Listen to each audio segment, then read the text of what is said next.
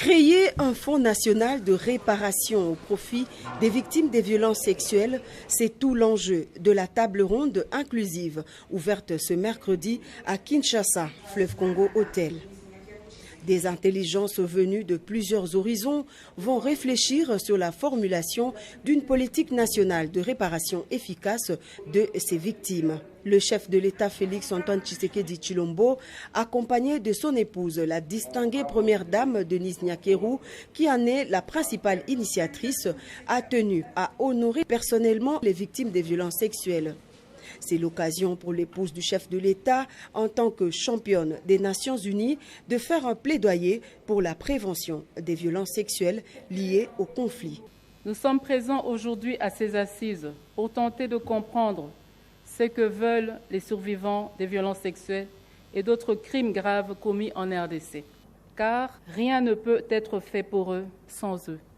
Nous devons donc travailler ensemble pour sécher leurs larmes et les aider à retrouver une dignité qui leur a été sauvagement arrachée. Ces viols massifs ont provoqué des conséquences très lourdes, tant sur les victimes que sur la société elle-même.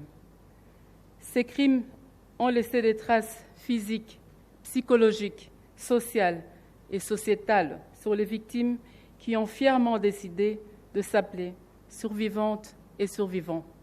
L'initiative vise à obtenir un engagement fort des autorités publiques autour de cette question cruciale pour la dignité de la femme congolaise qui a payé et continue de payer un lourd tribut dans les conflits armés qui ravagent la République démocratique du Congo depuis des décennies.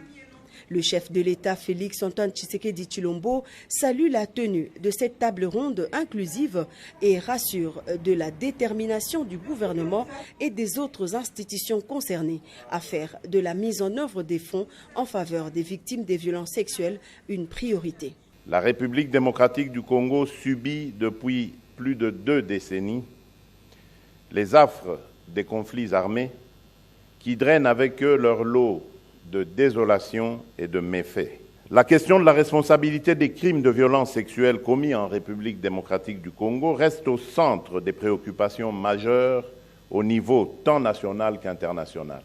Ces réflexions ont permis au ministère des Droits humains, que je félicite en passant, d'initier 2 projets de décret portant création, respectivement, du Fonds national de réparation et de la Commission nationale de justice transitionnelle en République démocratique du Congo, qui seront discutés lors de cette table ronde inclusive en vue de renforcer le contenu et par-dessus tout, le dispositif de réparation à concevoir.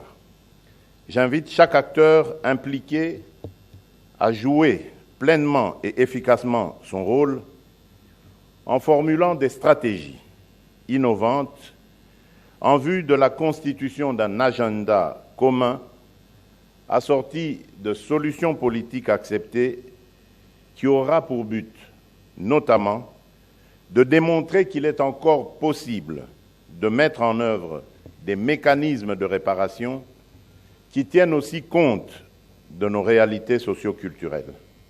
Plusieurs interventions à retenir pour cette journée d'ouverture.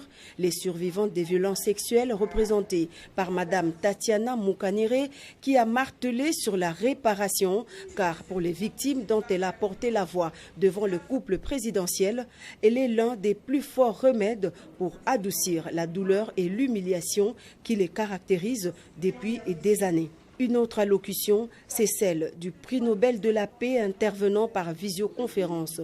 Dr Denis Mukwege a salué la présence du président de la République et de son épouse, ce qui, selon lui, marque un changement notable dans l'approche de la résolution des questions relatives aux violences sexuelles en République démocratique du Congo.